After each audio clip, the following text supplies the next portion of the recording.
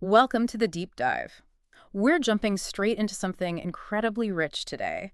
A collection of sources you send over that really dig deep They really into do. who we are, how we see ourselves, and, well, the massive ways the world shapes that, often hidden ways. Absolutely. And it's not just one angle, is it? It's this fascinating mix, philosophy, social commentary, some psychology too. Yeah. It's like looking at identity through, I don't know, several different lenses all at once. Right. So our mission here is to kind of cut through that complexity, pull out the really potent insights from these sources, Hmm. and get a handle on these different views on what makes you, well, you. Right. How does society, history, even our own minds kind of push and pull on that? And these texts, they offer perspectives that can feel, well, contradictory sometimes. Definitely. It's maybe less about finding the single answer and more about mapping out this really dynamic territory of Yeah. identity. So, yeah, let's dive in. Okay, let's do it. So one idea that's really powerful today, and you see it in these sources, is this push to be true to myself. Uh-huh. The authenticity drive. Exactly. Finding your own originality, aiming for self-fulfillment or self-realization. It's this strong sense that your identity is unique inside you. Yes. Something only I can articulate and discover. Like this very personal quest, Yeah. to realize your potential. But what's fascinating is how quickly the sources start to, well, complicate that. Yeah. They challenge that purely internal view. How so? They argue identity isn't just something you dig up from inside, all alone. It's fundamentally dialogical, Dialogical meaning it's built in conversation, Yeah. in relationship with other people. Think about it, you act differently, maybe even Ah. feel differently depending on who you're with. Right. Yeah. Different parts of you kind of come forward. Exactly. Right. And the sources suggest we need what they call a horizon of intelligibility. Our horizon. Basically, yeah, the shared background, Mhm. a context of meaning that we build with others. Without that shared background, trying to define yourself just in a vacuum, Mm. it almost becomes self-defeating. Meaningless, maybe. Your uniqueness only makes sense against some kind of backdrop. Okay. Yeah, I get that.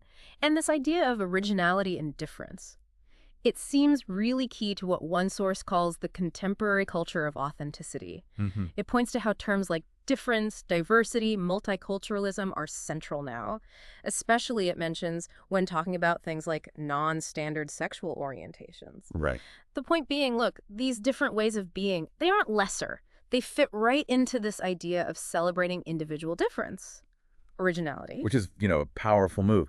Framing alternative identities not as deviations, but as just valid expressions of that originality. Yeah. But then the sources take this really sharp turn. Mhm. And they introduce something that massively contrasts with that idea of self-discovery from within. Okay. The overwhelming power of being defined from the outside. Oh, yes. The idea of being overdetermined from without. This part it's heavy. It is. It uses the example of the Antillean Negro describing this, like crushing feeling that who you are isn't just your inner self. But it's how the world sees you, based purely on your appearance, on stereotypes. Yeah, the source puts it so powerfully. I am the slave, not of the idea that others have of me, but of my own appearance. Wow. It's like your reflection in someone else's eyes becomes your prison. It totally flips the script, doesn't it? This idea that identity is solely something you control or find inside. Yeah. It's about being made inferior by these external forces, not just, feeling inferior yourself. Right. The sources talk about the journey of the Antillean who goes to France, comes back radically changed, an absolute mutation, not of his body, but of his self-perception. So the experience changes him fundamentally. And it highlights how deeply language and culture are woven into identity. To speak a language is to take on a world, a culture. So learning the dominant language, Mm. it changes how you even exist. Kind of, yeah. And there's that detail about the middle class in the Antilles scorning Creole. It just underlines how social class, status, gets tied up with language. Yeah. It almost literally defines who's seen as white. One is white above a certain financial level. Crazy. So it shows these layers of social conditioning building these external definitions. Exactly. So identity becomes this incredible tension, doesn't it, between that inner push for authenticity Yeah. and these external forces trying to box you in.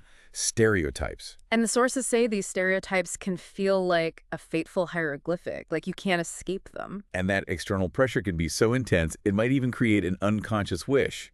There's this reference to a dream analysis Yeah. where the white man appears as the awaited master, which is, where it gets really complex and kind of disturbing Definitely. how deeply these external forces can burrow inside, shaping even unconscious desires and fears. It's not just social pressure anymore, it's psychological. Wow. Okay, that leads perfectly into how society exerts pressure more broadly, right? Beyond just those individual Yeah. stereotypes. One source talks about society's likings and dislikings acting like a kind of law. Mm-hmm. Not government law, necessarily. No, enforced by opinion. It's the subtle stuff, isn't it?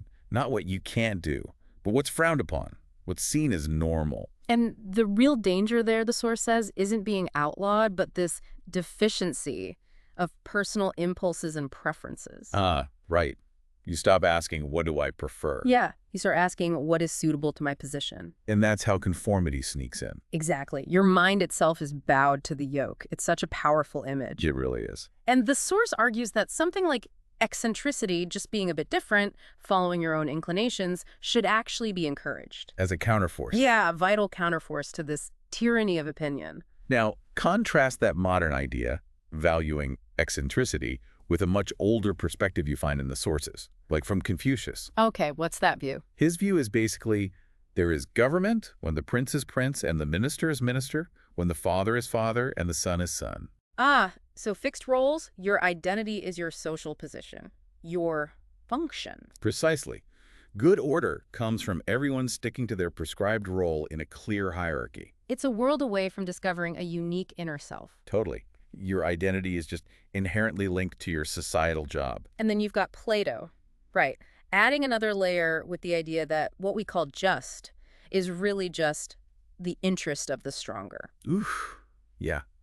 That suggests these fundamental rules, definitions of right and wrong, who gets to be what, they aren't universal truths. They're just set up by whoever's in power. That's the argument. And his whole discussion of the ideal state, with each class doing the work of its own class. Reinforces that idea of fixed roles again. Exactly. Determined by the needs of the state, as defined by its rulers. So society shapes identity through opinion, through these fixed roles, and through power defining the whole framework. And Fanon brings this right down to the family level, linking societal structure to family structure. How does that connection work exactly? Well, the idea is that the family structure is internalized in the superego, that part of our mind that's like an internal rule key. Right, the conscience, sort of. Yeah, and that gets projected into political social behavior. Your earliest experiences of hierarchy, rules, roles within the family, Yeah. they kind of prime you for how you navigate society's rules later. So the family is like this training ground for conformity or maybe rebellion. Exactly. And he shows this with that really agonizing choice the Antillean faces. Caught between worlds. Yeah, between his family, seen as black and savage, and European society, seen as white and civilized. It just shows how deep these social structures and values go, Yeah. often tied to race and class, especially in that colonial context. Uh-huh. They profoundly condition your choices, how you even see yourself. Right. And the sources even mention, that psychological stuff like the Oedipus complex might not be universal. Really? Yeah, suggesting it's shaped by specific social and family setups. So even our inner psychological world isn't some fixed essence. It's conditioned too. Wow. So it's painting this picture where society doesn't just influence identity, it seems to actively construct huge parts of it. From the outside in, yeah. And from our earliest family stuff outwards. Which brings us to another big area in these sources, morality. Where do our ideas of good and bad even come from? And what's power got to do with it? Right. And this is where the sources introduce a concept that really flips conventional thinking on its head. This idea of master and slave moralities. Master and slave morality. Okay, sounds intense. What's the core idea? Well, the sources suggest that moral judgments didn't start as some universal truth floating around. No. Instead, good originated with the powerful, the noble powerful. They basically defined good as, well, what they were, of the first rank. So good was just another word for us, for the people on top. Pretty much, yeah. And by contrast, the low-minded common were defined as the opposite, as bad. The morality that emerges from the slave position, the less powerful position according to these sources, is very different. And central to that morality is this concept of ressentiment. Ressentiment. Okay, that's a heavy word. How do the sources define that? It's described as this feeling born from powerlessness, from suffering you can't act on directly. It becomes this almost instinctive, maybe even physiological need to find a guilty agent, someone or something to blame. Just to have a target. Exactly, a target to vent its effects. It's presented as a way to cope with pain, almost like an anesthesia or a narcotic against suffering, especially when the real cause feels too big or unknown. So it's not just being angry at someone who actually wronged you. It's deeper, like this need to project suffering outwards. That's the idea. And the sources link this ressentiment to the rise of what they call the herd instinct, especially as those older aristocratic values decline. The herd instincts. Yeah. And the moral focus shifts. It moves away from noble versus common and towards egoistic versus unegoistic. Self-interest versus selflessness. Right. But the sources see this shift critically as a kind of internalized cruelty, like the animal man turning aggression inward, creating a bad conscience, guilt before God. Because you can't act outwardly against the powerful. So it kind of curdles inside. Yeah. And the sources even suggest that things like ascetic ideals, starving the body, denying desires, could actually be a strange kind of release from that which they combated. Like these practices are a system of hypnotics against profound physiological depression. Whoa. So it reframes these seemingly spiritual or moral acts. Yeah, as potentially rooted in these really deep physical or psychological needs driven by external pressures and this internalized suffering. So it offers a really different lens on motivation, doesn't it? Totally. And Fanon connects this kind of dynamic directly to prejudice. He argues that an anti-Semite is inevitably anti-Negro. Suggesting a common root. Yeah, maybe a common psychological or social root for different kinds of hatred aimed at perceived others. Perhaps fueled by ressentiment or this need to define your group by kicking down another. Right. And he makes that crucial point, too, that the Negro problem isn't just about race in some abstract way. No. It's fundamentally about exploitation within a specific system, a colonialist, capitalist society that is only accidentally white. So economics and politics are key. Deeply intertwined with racial identity and oppression. They create the conditions for these psychological and social dynamics to even happen. Wow. And the sources even get into some incredibly specific, really complex psychological examples of this intersection between societal fears and the individual psyche. Yeah, like that discussion, the psychoanalytic one. The fantasy of rape by a Negro, it's a really difficult example to talk about. It is, and it's presented, through a specific psychoanalytic reading in the source. It interprets it as kind of variation of a woman's private dream, an inner wish, maybe turning aggression she feels back against herself. It's used to illustrate how societal stereotypes are like the Negro being framed as a phobogenic object. An object of fear can get so deeply embedded. In the collective unconscious. Something like that, yeah. Influencing individual fears, desires, even in these really complex internal ways. It just shows how identity, fear, societal narratives, they all intersect at these incredibly deep psychological levels. Okay. So pulling all this together, what does it mean for that initial idea, that simple idea of just being true to myself? Yeah, where does that leave us? These sources, they present this picture where defining yourself isn't just some simple internal discovery, is it? Not at all. We have this powerful drive for authenticity, sure, but it's constantly pushing against these equally powerful forces from outside. Social conditioning, rigid roles, stereotypes. Power structures defining what's good or just. Even these internalized psychological things shaped by history and society. It really paints identity as this ongoing negotiation, doesn't it? Often a pretty fraught one. A balance, yeah. Between our internal sense of who we are, who we could be, and the external world with all its expectations, its limitations, its definitions. The sources just show so clearly how things like social class, history like colonialism, economic systems, even basic psychological mechanisms. They condition not just how identity is formed, but how it's seen by others. Exactly. And how it can be distorted or even oppressed. That tension, the feeling of wanting to be free to define yourself, but also feeling constrained by the world, that seems like a core theme running through all of this. It absolutely is. And understanding these dynamics, it feels essential, right? Because they influence everything. Big social movements, but also our most intimate personal sense of self. Yeah. It also brings to mind, what another source, Ayer, talks about, though, in a different context. What's that? Just how we define things matters so much. Concepts like identity or social categories, they aren't always about fixed inherent properties. They're often built through relationships, perceptions, power dynamics, historical context.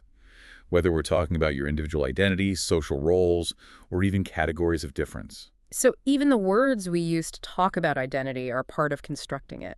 Precisely. The self isn't some finished product waiting to be found. It's built, perceived, and, yeah, contested within these shifting frameworks of meaning. This has been, well, a truly deep dive, unpacking a lot of challenging but really vital ideas from these sources. Thank you for sending them over. Absolutely. It certainly makes you reconsider where your sense of self actually comes from, doesn't it? Yeah, it really does. Understanding these diverse perspectives, it helps us appreciate the incredible complexity of identity, how it's shaped by that push for authenticity from inside, but also these pervasive forces, social roles, history, power, psychology from the outside. It gives you a much richer lens, I think, on why identity is such a contested and personal space today. And maybe a final thought to leave you with, drawing on these texts. Given all these powerful forces we've talked about, social conditioning, historical resentments, those internalized dynamics, external stereotypes, how much of what you experience as your authentic self is something you purely created? And how much is it maybe a reaction, an adaptation, or even a kind of resistance to the world outside? What does it actually take to avoid being overdetermined from without? That is definitely a question worth sitting with. Thank you for joining us on this deep dive. Keep exploring.